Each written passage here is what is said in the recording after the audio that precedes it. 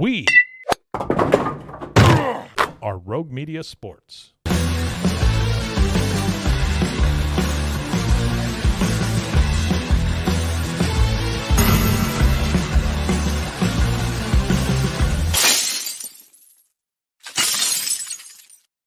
It is the Cam Show. It is Rogue Media Sports Network. It is the Colt Brennan Memorial Studio in the Alico building in world famous Waco, Texas. It's Wednesday, Zach. I don't know. I think you need to take note of that. It's a Wednesday. Short week. Got it. Short week. We're working. We labored through Labor Day, and it is now Wednesday of this week. The Red Sox are dead. D-E-D, dead. Dead as a doornail. I've said that time and time again. It's making even more sense now. I am going to start with the Bruins, and we're going to have Pete Souza in the show later, because I find the Bruins to be even more compelling than the Red Sox right now.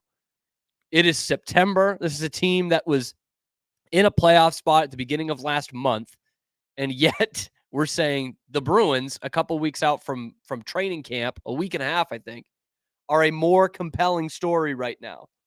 Brad Marchand talked to the media yesterday, the captain of the Bruins, and classic hockey story, man. Just admits, I had 3 surgeries in the offseason. You guys didn't know about them, but I had 3 surgeries. One of them was an elbow injury I was dealing with the entire season. The whole time, which does explain some of his drop-off in the playoffs, but, I mean, he did own Toronto. Toronto can't even, he's still your daddy, and he has one good arm. But it ends up being, I want to see here, it was the elbow throughout the whole season. He told Ty Anderson about this. It was an abdominal injury, and lo and behold, it was other stuff. Of course, the tweet I bookmarked just said elbow injury and 2 other injuries. Oh, I thought it honestly just said other stuff as the other. Yeah, just some other stuff throughout the season. Nothing big. Zach, I know you follow the Senators, who aren't allowed to make the playoffs, but they haven't been for a long time. They boycott the playoffs, but used to see this every year. Like after a playoff run, you would find out what these guys had. And I remember the Bruins went to the final in 2013. They lost to Chicago, and we find out afterwards Patrice Bergeron, their best forward, had a collapsed lung and was playing through it in the playoffs.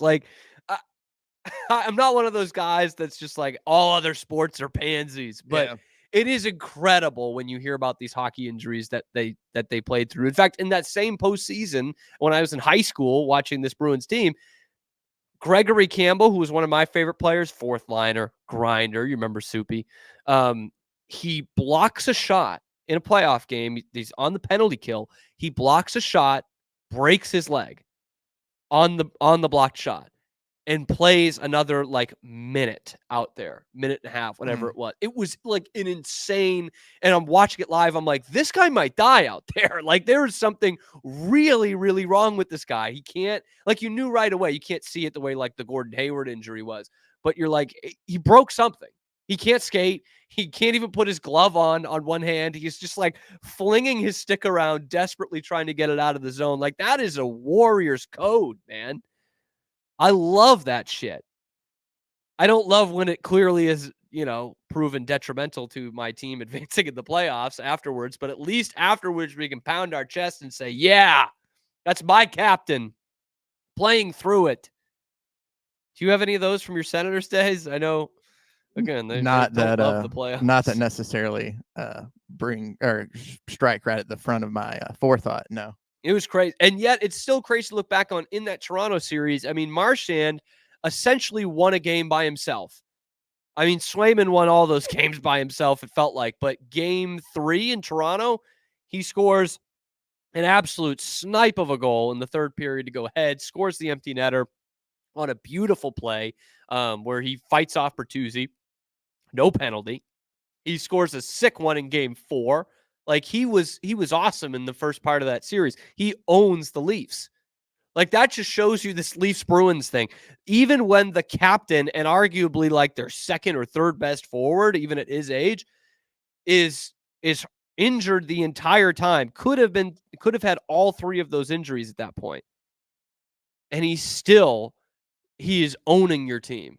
And by the way, one of those 3 injuries was not concussion, which it looked like he could have gotten from that just horrifically dirty Sam Bennett hit in the Florida series, the reverse hit that was actually a sucker punch, that piece of shit. But his name's on the cup.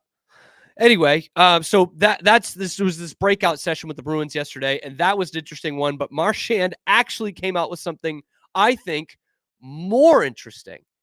And that is, the first question to him was about his contract situation. He's on an expiring contract.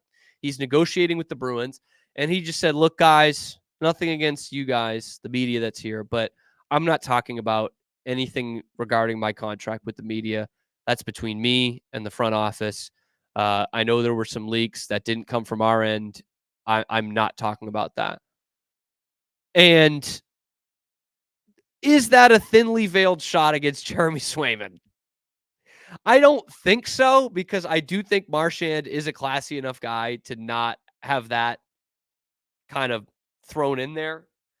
But it's saying it without saying it, because here is his teammate, who is at captain's practice, by the way. Jeremy Swayman was out there with the Boston Bruins. But here is his teammate who is talking about his contract at every corner. At every time he's being asked, he will talk about his contract. And he almost certainly is part of having those leaks out there about the numbers they're looking for. He's talked about setting a market. Like, he is very openly talking about his contract, and his captain's like, no, I don't think that's the right thing to do. I'm not going to talk about my contract. I'm not saying anything about anyone else, but I just think that's really weird to talk about a contract. And here is his goalie saying it at every turn, at every time of asking. He is more than happy to talk about his contract. And we had Matt Barry of the Bruins Benders podcast on last week, and I thought he laid out a very good argument. Like, Swayman is not worth a $10 million AAV. Like, we all kind of agree with that. Now, the argument could come in where, hey, the salary cap's going up $20 million in 2 years. That's going to be a steal in year 3 or 4 of the deal, of whatever, a 5 or 6 year deal.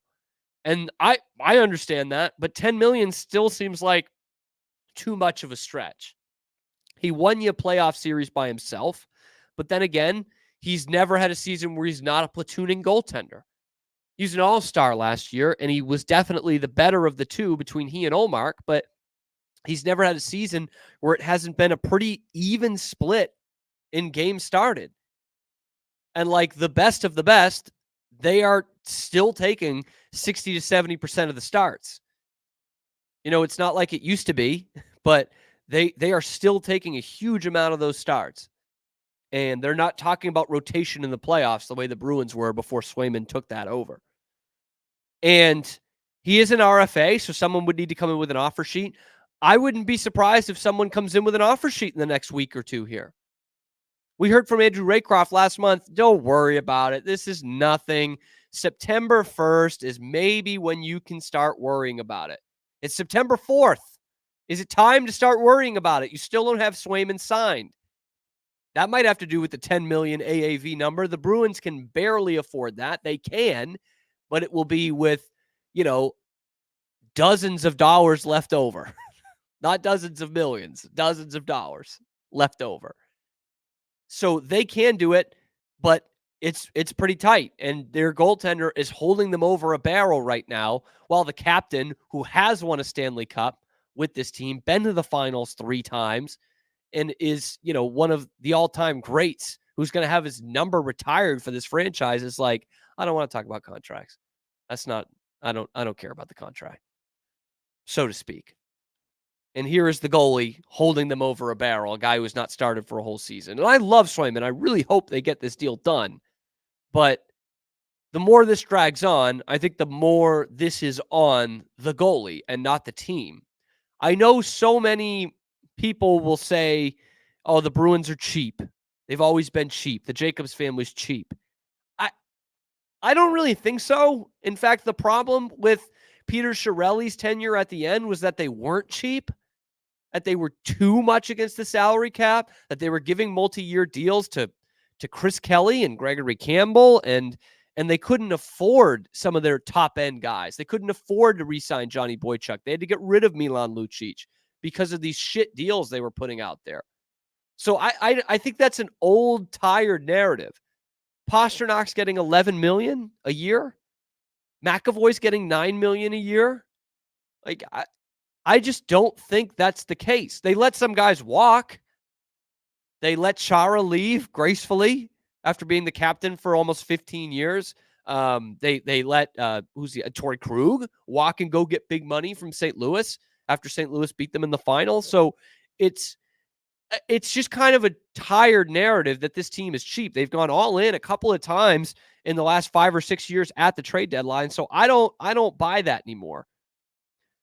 Now, I do believe there's going to be some teams coming in for an offer sheet for Jeremy Swayman here in the next week or two, but it is a slim list of who that can be. In fact, Cap Friendly, I did my research here, Cap Friendly said the only ones that would be in range to make that deal, Buffalo, Detroit, Montreal, Nashville, the Islanders, the Flyers, and the Kraken. Those are the only teams that can even afford it, let alone have interest. They're the only ones that can actually afford to go out and get this guy at $10 million AAV. Buffalo, I could see that. Buffalo's been searching for goaltending for years. They think they like Devin Levi, the Northeastern kid, a little bit, but he was a little shaky. They had a guy without probably knowing it, Linus Ullmark. They let him walk. Bruins get him on a great deal, and he becomes a Vezina Trophy winner. Buffalo loves having their guys win cups and win big awards after they leave Buffalo. Detroit, no idea. No idea. The Yzer plan at this point. Montreal, yeah, they have the money, but I think they like Montembeault. However you say that. I think they like that kid. Is he as good as Swayman? No, but he's a fine, serviceable goalie. And they're also paying a goalie $10 million AAV. Carey Price. Nashville, obviously not. UC Saros. Islanders, nope. They got money tied into the goaltender. Flyers, maybe. Kraken, that would make sense. I would say both those teams have a lot more issues than the goaltender. You know, they're not hey, we've got some good young guys on nice, cheap contracts. We're looking for a goalie to keep this thing stable and make a run in the postseason. These two teams got to worry about making the postseason. And when you're doing that, you're not spending $10 million AAV on a goalie. It's just not the way it is. You look at the Stanley Cup winners, it's not automatic you have the best goalie that you're going to go to the final. Ask the Rangers. In fact, I look at Aiden Hill in Vegas, fine. Who was it? Was it Georgiev still with Colorado? Fine. In fact, he had a terrible year this year, and they still won a playoff round. You look at even back to that Blackhawks dynasty, Corey Crawford, fine. He was a fine goalie. Wasn't great. They won 3 Stanley Cups. So it's not the end-all, be-all. I think it is an important position for the Bruins because of the way they have built their team, and they have a very strong D-core, but you saw how great a chances there were against them in that postseason, specifically Florida. The breakaways, the 2-on-1s, you needed Swayman to win that Toronto series and keep you in the Florida series. So like I talked about last week, shitting on that Felger take, it's not always just, next man up, next man up. It has been for the Bruins for a long time because they've had that next man. The problem with the Bruins is Jeremy Swayman is that next man. And so you've already traded Ullmark. That's why he's got you over a barrel. You wanted desperately to get in that draft pick compensation for the draft that week. So you got Ottawa's pick, and you picked a project, Letourneau, who could be a good player, but he's not going to be on your roster for 3 years. And now the guy who's going to be on your roster this year is holding you over a barrel. And all this, all the while, the captain is saying, I don't want to talk about contracts. That's a captain, man. Played through 3 injuries. He's done team-friendly deals in the past. He's going to do it again, even at his age. The guy wants to win. And Swayman is out here saying, I need $10 million AAV. I need to set the market. I'm more worried about what my legacy is going to be for the guys that come after me, rather than, hey, let's make a team. Like, we're close with a team here that can really contend for the cup. We're close. We're not there, but we're close. But I'm going to use up all the remaining cap space so that we're going to be pretty handcuffed for the next 2 years until that salary cap goes up. That's the way I'm seeing it. And I really like Swayman as a player. I really think he is the future goaltender of this franchise. I hope he can stick around and be that guy. But right now, at $10 million, that's not the number. And the captain is even subtly saying, we shouldn't even be talking about that. Anyway, one team that is not spending almost $10 million on pretty much anybody on their roster per year is the Boston Red Sox. And it is showing by the fact that they are crashing out of the playoff race. That's coming up next on the Cam Show, powered by Rogue Media Sports Network.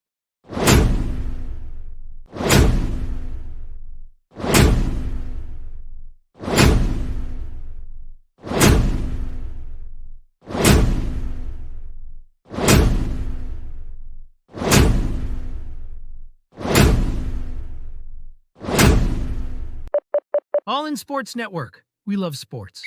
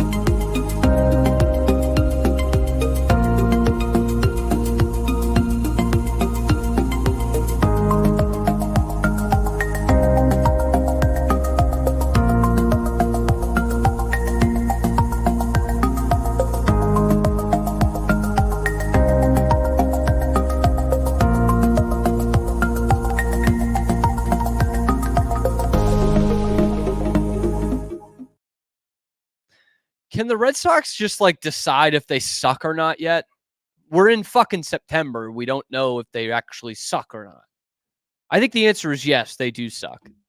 This is the Cam Show, powered by Rogue Media Sports Network. And it goes from bad to worse. The Red Sox lose their fourth straight game and are still somehow only 4.5 games out of a wild card spot. How is that possible? I mean, this team, they can't do anything right the last month. This was a team that was in a comfortable position at the trade deadline. They failed that trade deadline big time. We weren't even expecting big things. It's going back to the cardboard box cutout that I have referenced 2 days in a row. Our expectations were low, but holy fuck. Like, no one was expecting them to be a World Series team, but they were comfortably a playoff team, or at least comfortably in that wild card race. And the wheels fell off. They did have the toughest schedule in the second half, but it's not even necessarily been that. They just lost the series to the Mets. And the worst part is everyone else sucks big time. Minnesota, 4-6 in their last 10. Kansas City, 3-7 in their last 10. What are the Red Sox in their last 10? Right there with them at 3-7. Just suck a little bit less than you are right now, and you're in the playoffs. But they can't help themselves. They can't do that. That's what's so frustrating, man. And like, it's every night it's something. It's, bases loaded, no out, 1 run. It's Cooper Criswell throwing a perfect game through a couple of innings, and you pull him just to throw in a bullpen day the next day too. It's like, what the fuck was that for? It just doesn't. I said this about the Rangers a couple weeks ago when Scott Service got fired from the Mariners, in saying that, man, that must be frustrating for the Rangers fans. They obviously won the World Series last year. They brought almost the whole team back. It's a good team. And here, one of your direct rivals has fallen out, completely free fell in August, and you can't do anything about it. Zach, is that accurate as the Rangers fan in the room? Yeah, no, for sure. Like, that's not even throwing shade. I'm just saying, like, that's got to be frustrating as a Rangers Very fan much when so. one of these teams, you knew Houston was going to make a run, Mhm.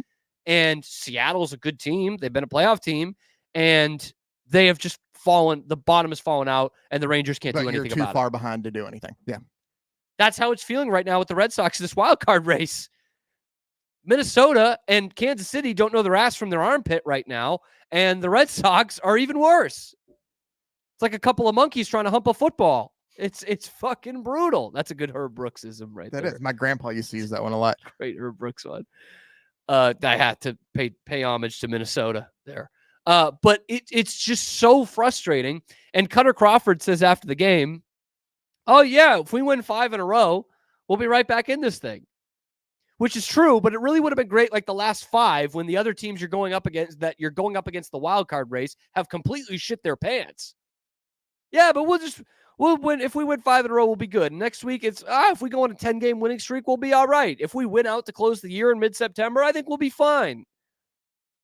That's what's frustrating.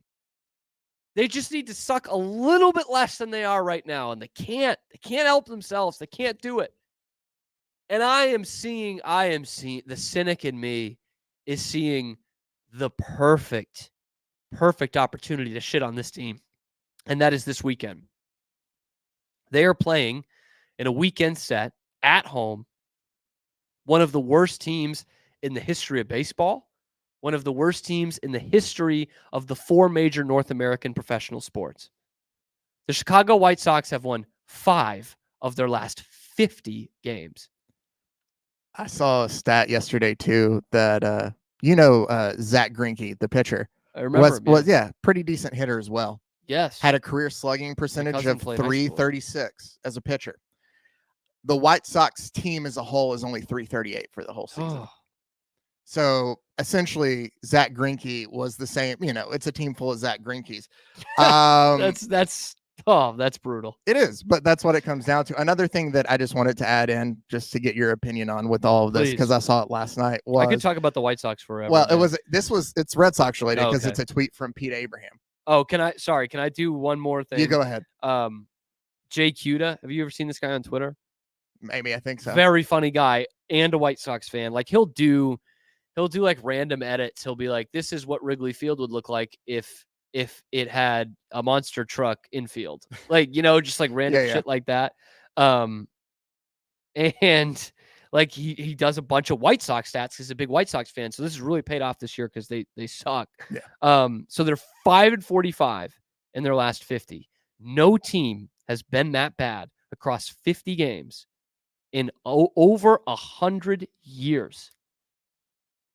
That's unbelievable. And like, this is the kind of stats he do. Numbers of teams that have been shut out by 14 plus runs, have been shut out 14 plus times this season. He does it by division. NL Central has 0, NL East has 0, NL West has 0, AL West has 0, AL East has 0, the AL Central has 3. That's the White Sox, baby. Number of times getting shut out this year. The AL Central leads that as a division by 17. They're so awful. They're so like bad. It's so funny. It is so funny to track this. And if you see their attendance, if you took like their attendance from every game, I don't know this as canon. I'm just seeing like these figures every day. I think if you took the White Sox attendance from every home game since the All-Star break, I don't know if you combine those all together that they would fill the ballpark. No. Anyway, give me my Pete Abe tweet. Oh, I Pete will. Abe's a Another weirdo. thing that I wanted to add, just while we Yeah. were talking about the White Sox, because I That's the also team the saw Red this Sox are the going to other lose day. 2 out of 3 to this weekend. They have lost the series to the White Sox this year, which is pitiful. As of 2 days ago, the White Sox had another related milestone that the team lost its 20 consecutive game in which Chris Flexen started, which was a new record since 1900. The previous mark was 19, set in 1909. So yeah, no, the Pete Abraham tweet that I saw from last night after the series loss to the 1909, Mets. the defending world champions were the Cubs, by the way. Funeral atmosphere in the Red Sox Yeah. clubhouse. Devers was at his locker in full uniform for about 30 minutes, holding a bat and just staring straight ahead. Yep. So Cutter Crawford's out there saying, yeah, if we win 5 in a row, we'll be fine. The other team, it's a morgue. It's a funeral home in that locker room. And by the way, Devers just like refused to talk to the media last night, had them waiting for almost an hour and did not talk to them. Oh, man. There's no sport like baseball in getting unlikable guys.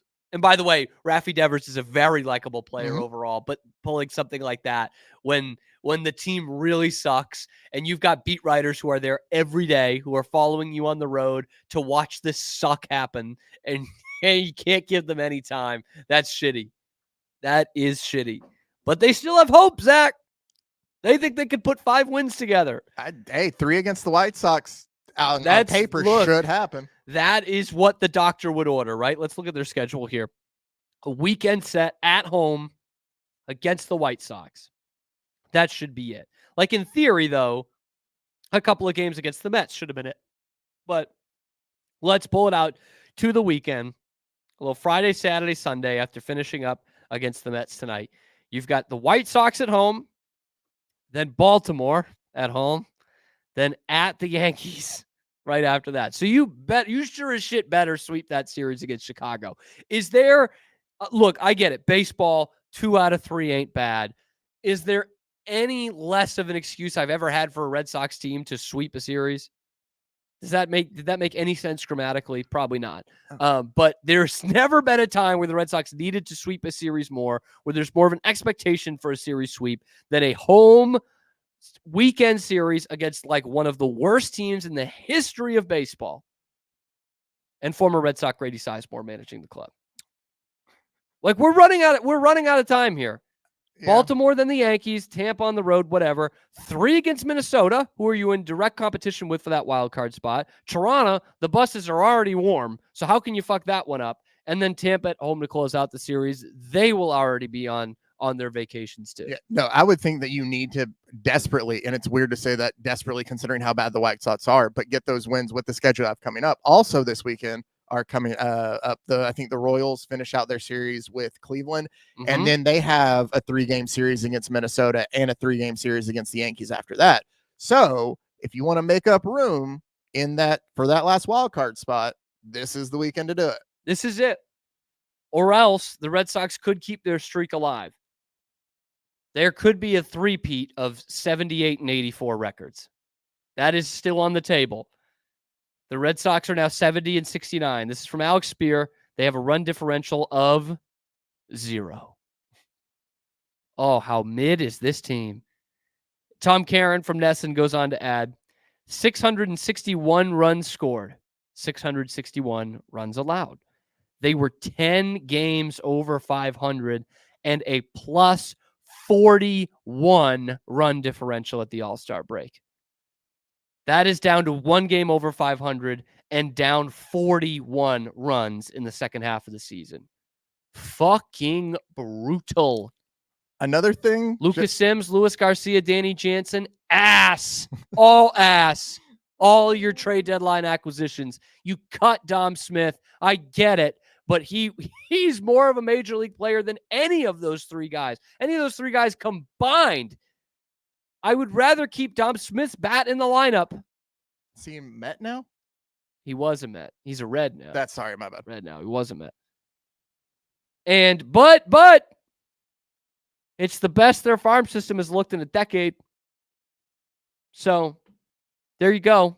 And go off of that. Roman Anthony just named the number 2 prospect in all of baseball. That's fantastic. So Red Sox fans, 3 or 4 years from now, the way this organization moves in the front office, you're going to have a decent baseball team. It's been pretty mid the last 3 years, and you've had one good season in the last 5 or 6 years. But in 3 years from now, boy golly, watch out for those Red Sox. It's an embarrassment. Now, it is important to keep perspective because I went into the season thinking they were going to be, with Oakland, maybe the worst team in the American League. I really thought that. And they kept a playoff position up through the All-Star break and more and longer. But here we are in September. The other 2 teams that they're competing for the wild card race with have absolutely shat down their leg. And the Red Sox were like, hold my beer, I can do it even worse. You want to see shitting down a leg? I'll show you shitting down a leg. You want to go 3-7 in your last 10? How about I do that too, baby? Fucking hell. What happened? What happened to this team, man? Oh, good Lord. Another year without postseason baseball is very much on the horizon. And it comes to a point where you wonder, what is the standard here anymore? We're wondering that with the Patriots. Just 2 years ago, they were saying anything less than the playoffs is a failure. And now they're talking about having fun and getting better every week. That's a failure. That is a failure of a standard. That's an organizational standard that has fallen flat on its face and saying, we got to change everything. That's how bad we are. The Red Sox have been there the last 2 years because their front office has gone out and shown you in the offseason, we don't give a shit about making the playoffs because we're not making our roster good enough to do that.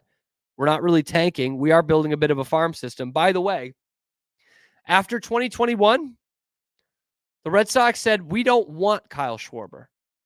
We don't think he fits into our plans. And in a heat of the moment rage that I had in the 2021 postseason, I said they shouldn't have re-signed him. Like 2 days later, I had changed my mind. But that's neither here nor there. This guy the Red Sox did not think was good enough. How about this for a stat? There have been 2 games in MLB history where a player has had 6+ RBI, 5+ times on base, 4+ extra base hits, 3+ homers, a leadoff homer, a homer in the 9th or later. Now, that's very much cherry-picking stats, I know. There's only been 2 times in MLB history that's happened. Kyle Schwarber has done them both within the last 30 days. But without cherry-picking, you could see, he had a monster night again last night in Toronto. 3 homers, 6 RBI. Like, just absolutely crushing the ball. Led the league in homers, last year, the year before. The Red Sox didn't want that guy. They said, he doesn't fit into our plans. We don't want him. We got Bobby Dahlbeck. Why would we keep Kyle Schwarber if we have fucking Bobby Dahlbeck?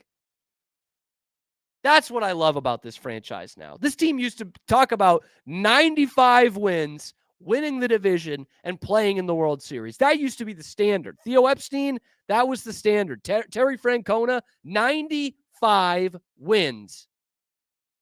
They looked at a Yankee team in the early to mid-aughts that still had the core of their dynasty, and they said, fuck that. We're going to go right after them. We're not making excuses. We're not going to give a shit. We got a big payroll too. We can go out there and get some guys. And they did it. They went head-to-head and they beat them for the first time in a century. And now that is no longer the standard. We can't. The Orioles have been building this for years. The Yankees, they got so much money. We're just worried about building a farm system here. Is this fucking Tampa? Is that what this is? Go buy some bargain bin guys at the trade deadline. They all suck. Breslow's 0 for 2 in his windows so far. But it's important to keep perspective because, again, I thought this was the last place team coming into the year. That's not an excuse. That's an organizational failure once again because they built a team that looked like a quadruple A roster. And now they hook you in just enough. They play just well enough. They've got you on the fucking line that you're going to be pissed in September when they're not in a playoff spot, when they're blowing it every day. That's what this team's doing to you now. They had the decency to get you to hop off the bandwagon in June or July the last few years. This year, they strung you all the way along until September. And Connor Crawford, not speaking too loud because it's a fucking funeral inside the clubhouse, is saying, no, we're still in this. We just need to win 5 in a row. Win 1 in a row. Let's start there. Maybe 2? Oh, boy. Maybe we call that a winning streak. But let's start there because it has not been there.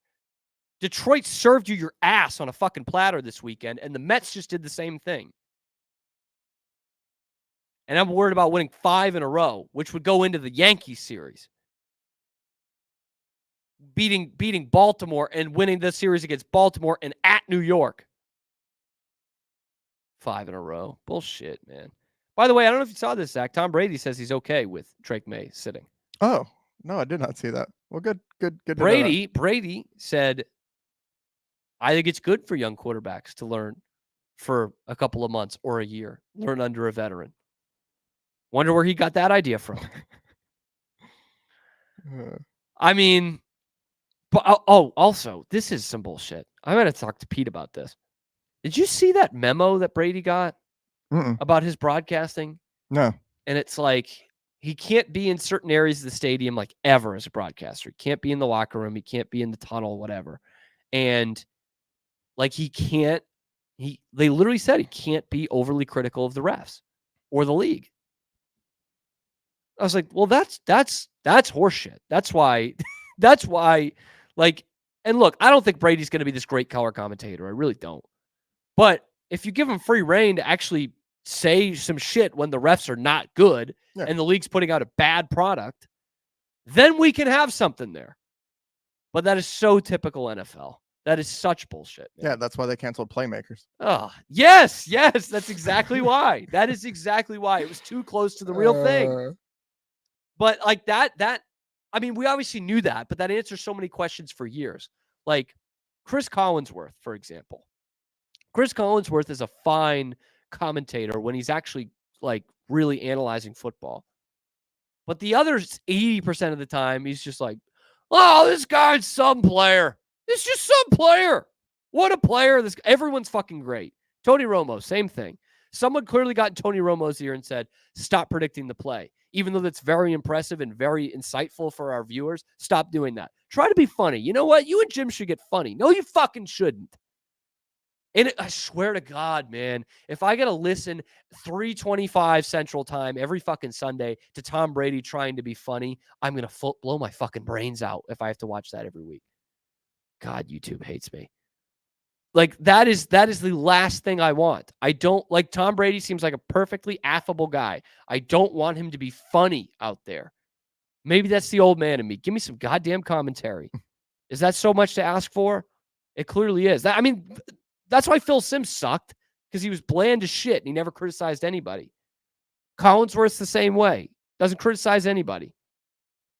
Anyway, I think that's enough of that. The Red Sox are dead. They're not winning no 5 games in a row. No fucking chance. I'm not going to promise to eat dog shit out of a solo cup, but there's no fucking way they're winning 5 games in a row at this point. I guess I hope I'm wrong, but I don't think I am. Anyway, Pete Souza of the Pete Souza Show of Rogue Media Sports Network. We're going to talk some shit. That's coming up next.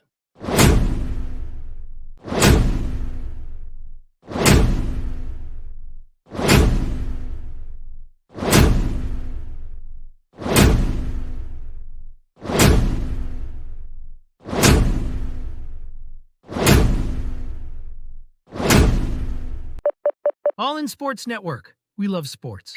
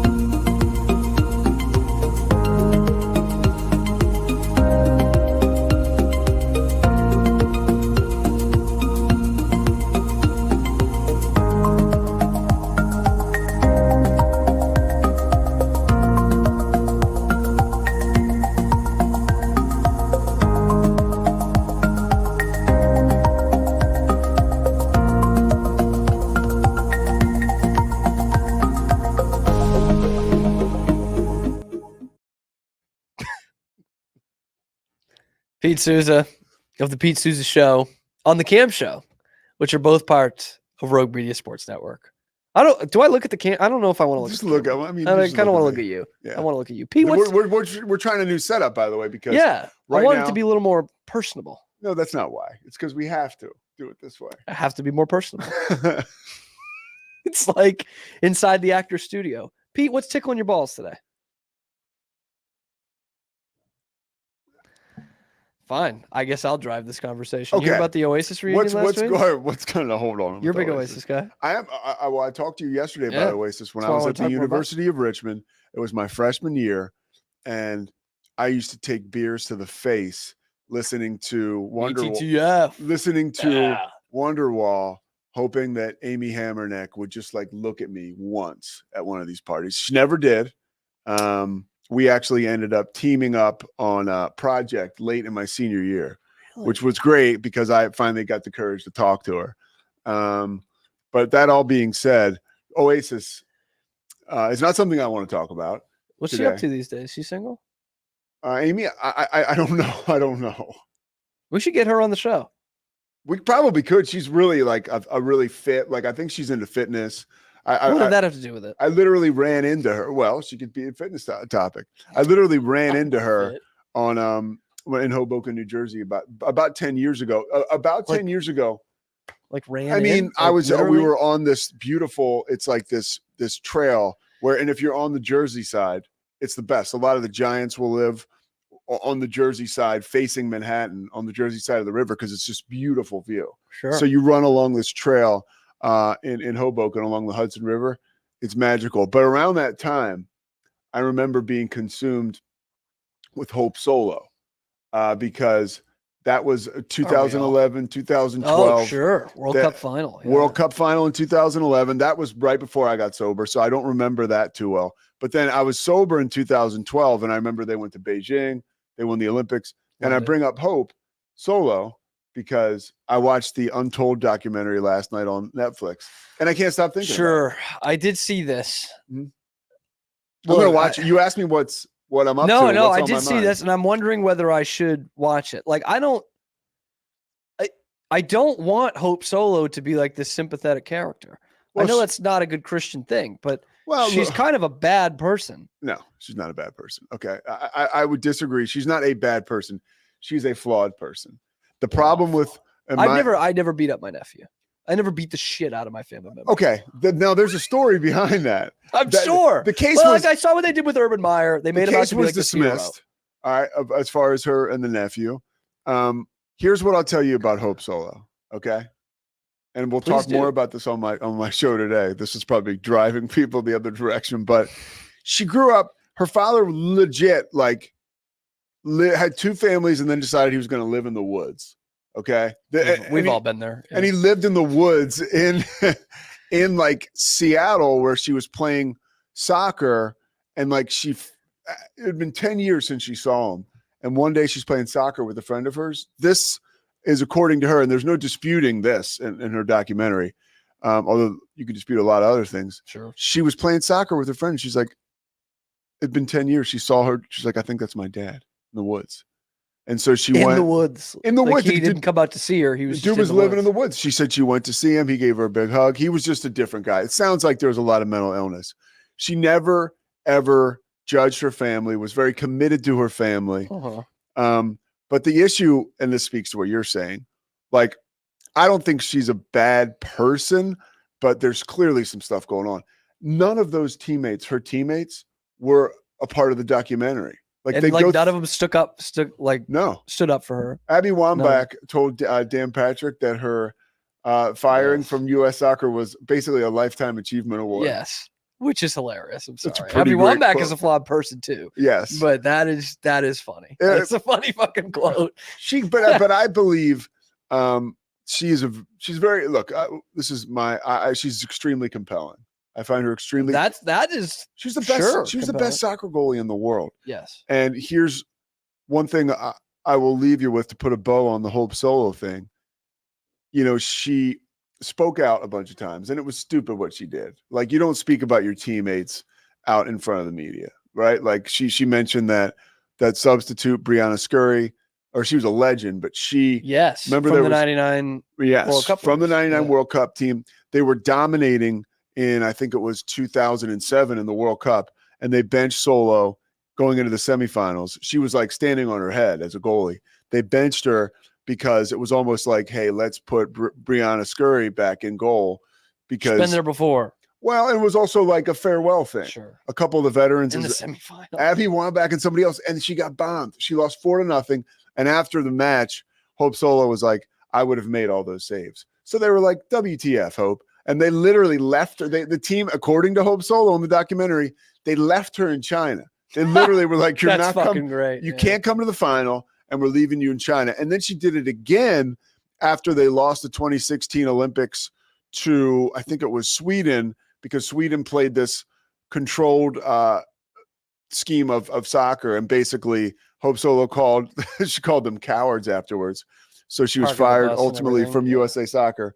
But I think that she has if I were one thing I take from the film, and I would tell her this to her face, not that she would care, but she's got an accountability problem. Yes, big time. Yeah. She's And- got a, yeah. I think controversially, because not a fan, I think that is good for women's sports in a weird roundabout way. Because personally, I think there's been other, documentaries or YouTube videos and things of like trying to, and Hope has really tried to give her side of the story. And there's tried to be like this sympathetic light towards Hope Solo because she comes across as a total bitch for a lot of these things, like the Bryce Scurry thing. Like, you know what I mean? Yeah. Like you hear that for a men's athlete. I you're love like, how you call her this Bryce guy's a Scurry. douchebag. You know, I think it's you Brian. are so, it is. It's Yeah. Brianna Scurry. You're Yeah. so well versed. I know my That's 99ers, impressive. man. Yeah, Bryce Scurry. that's impressive. So I say this to say in a weird roundabout way, like women's sports, I feel like is obviously in as good a spot as it's ever been right now, arguably. And they're like, oh, but remember Hope Solo? Like people still think she's a bitch. We don't want that. It's like we kind of want that. Well, we do. We The want Yankees the were compelling in the 70s because they had Reggie Jackson. We He want was a total dick. I 100% agree. We want the villain, and she was. I liked her. That almost makes it like more human. And she like was the our villain. Sport, yeah. And here's one thing you mentioned women's sports, and that's another thought on this. If it was a guy that had made those comments, I'm sorry, it would have been tolerated. It would have been. It would have been. Absolutely. I know there was stuff. It goes back Like to he still would have been seen as a dick. yes. But He wouldn't that have been- never, he wouldn't have they would left never him got there. kicked off the team. And I think it was other stuff, right? That Yeah. that was behind the scenes that Wambach referred to as like a lifetime achievement award. And I don't know, Hope Solo calls some of these women cowards because they don't speak up about what, her or a lot of these situations. At the same time, they're kind of above board because nobody goes public and like totally divulges like all the reasons that they Sure. don't talk to her. The last thing, this is the second time I've said last thing, a lot of the documentary. That should be the next podcast. The last thing. A with lot of Pete Souza. the documentary was about her quest to get women equal pay. Sure. and- Which she was big in. Big in, Big. and they got what they said was equal pay. She said it was a settlement. They still don't have equal pay. But when they did get that equal pay, she was totally forgotten, and she was the first one to start all of that. So look, Hope Solo is a compelling figure. And here's another thing too. A lot of times and this is another thing. A lot of times with these documentaries, Another you could last tell I was really hot to talk about this. Which is going to be on the Pete Souza show. Yeah. Oh yeah. A lot of the thing about a lot of these documentaries is like, they tie it up. So we're like, oh, like that's the end of the story. Like, I don't think the story's over. Like, and that worries me because I think the next thing that we hear about Hope Solo probably won't be a big celebration. I hope it is. Probably not. Yeah. So I don't know that the story is over. What is your favorite sports documentary? Oh, OJ. That's Which easy. one? The Made in America ESPN Yeah. one? Okay. That is the best piece of really film that I will. It's like 5 hours. Yeah. Oh, it's 10 hours. 10 Five hours, five whatever. episodes, 5 2 10 hours, hours. I will watch it just about every year around the OJ. You Like it's a Wonderful Life around Christmas. look, I think from The middle of June every year. from a psychological perspective, I think that was like a charmed time in my life. So I think it brings me back somewhere. But oh yeah, I will watch that once a year. I will dip into that documentary and watch it. Yeah, It's not bad. no, it's That's pretty good. it's the best ever. It won an Oscar. We're in a I know it, and it probably deserved that. Yeah. We're in a weird time with sports documentaries. Yes, we are. In that, like, everyone thinks they can make one. Everyone thinks it needs to be fucking 10 parts, 10 hours. Like, I'm telling you, the OJ, maybe I can get that. There's no sports figure that is worth that amount of time. Well, and everyone loved The Last Dance, and I get it. Michael Jordan was not worth 10 hours. You know what I mean? Like, Yeah. it just wasn't. Derek Jeter, Tom Brady. Tom Brady did a 10-hour thing. I'm the biggest Brady fan ever. It was not worth fucking 10 hours. yeah. Trust me. Well, I didn't watch that. Let me tell you. Here's why I watched the OJ thing. We got 5 minutes. 5 minutes. Zach is the man over there. Here's why I watched the OJ thing. By the way, if Zach was really nimble, he would get up and actually you can see it, so I can't see it. It doesn't matter if I can see it. I'm a guest. All right, my bad, Zach. Calling out Zach. Man's coming off some surgery. So I know. Just gutting it out he's here. He's literally gutting it out. He's Oh. like the Hope Solo of Rogue Media. What about Hoop Dreams? I think that was. Here's my thought on Hoop Dreams. Is that your stomach? Yeah. Wow, you gotta get some meat, man. Yeah. So here's Protein shake for breakfast. here's my thought about Hoop Dreams. That was in the infinite stages of the great sports documentary era, so it wasn't really rounded out Sure. the way that it quite possibly could have been. There were so many great HBO sports documentaries, which, as Bill Simmons would tell you, really kickstarted the 30 for 30 mission. That hey, we're going to start this thing up, and it's going to be better than HBO's documentaries, and it did. Yeah. It did, yeah. But I think to what you're saying, Schreiber, man. oh, Sports of the 20th century. unbelievable, dude. Dude, I actually read a book recently that I had seen the HBO documentary on this years before, but the documentary is only like an hour long. It's about the CCNY point shaving scandal Oh, when they won the double tournament. Have you yes. read this book? No. It's fucking incredible. Yeah. I gave it to my girlfriend's sister's fiance. If I get it back, I'll give it to you. Please. It's fantastic. I'm all about really great book. I am here for stories about gambling scandals. And I know people are so worried that they're going to be prevalent in sports today with all the legalized gambling. But back in the day, we're talking about college kids that had zero money, or we're talking about, if a guy in like Reggie Jackson's era, 3 minutes, Zach walked around and stood up. He's like the fucking ring girl. If got the rounds. If a guy, it said Zach was standing over there with the sign that said 3 minutes. If a guy of Reggie Jackson's era was to bet a lot on baseball, he now is in the hole a couple $100,000, which he has to get out of, which is Sure. why there was way more gambling stuff then by athletes being on the take and stuff, because now a $20 million athlete, it's hard for them to get so deep in the hole. Back then they were more relatable. You agree? Yeah. No, I definitely agree. Especially like these kids in the book. CCNY is basically a community college. Like it's 4-year college, but it's all kids from the city. So they're commuters, they're immigrants, they're poor. And like you think it's rampant now. Like it was unbelievable, like the mob driven shit. And they played all their games at the Garden. So like there was no escaping it. And it was every team. CCNY got caught because they were the double champs. I mean, they all got caught, but that was like the big takeaway. Yeah. And it ruined their athletic department. They're the only national champion in college basketball history to no longer play in Division I and play in Division III. How about that? You like that for some history, Pete? That's very good. That's almost as good. The stat you said today that knocked me on my ass was that the White Sox losing 45 of 50 games. It's the longest. It's the worst 50-game stretch in 100 years. Yeah. Jake Uda. Thank you. That is on Twitter. That's a scary statistic because we're talking, by the way, we're talking about the White Sox, in my opinion. We're not talking about the Rays. Like that's a bummer. That's a storied franchise. And like, I've said this so many times. I know we're running out of time here. Like so my girlfriend does not watch sports. Like doesn't really keep up with it, just through me. Yeah. And now she lives in Chicago. And so I'll keep her up to date because she loves some stories like this. How like this is how historically bad this team is. And she's like, what happened to them? Were they ever good?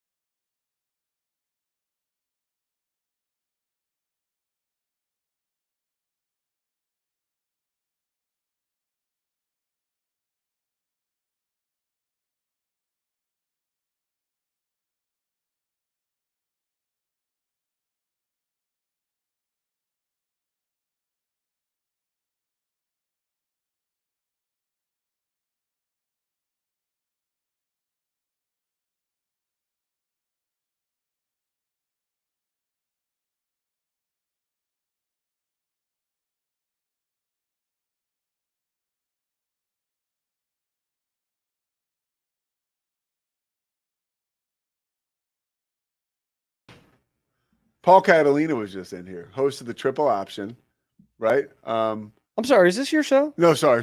But I like Paul. I just wanted to talk Is this about your Paul. fucking show? He's the host of the Triple Option, and then he's also the host of he's got a fantasy show here at Rogue. That's all. This is the Cam show. Paul Catalina was just in here. He does the Triple Option, a couple other things. I'm not. Cam, I'm excited. privy That's a to. good sign.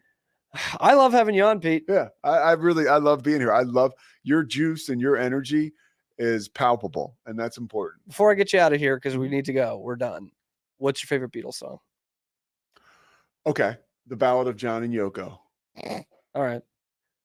1 o'clock Central Time. Why did you Pete laugh at Souza. that? I'll be on in the last segment. Yeah, you know I'm what? excited Cam? for it. Beat it, dude. It's a great. That's Michael song. Jackson's song. Christ, you know it ain't For easy. Pete Souza, Cam Stewart, Cam Show. We'll be back tomorrow, 11 a.m. Central Time.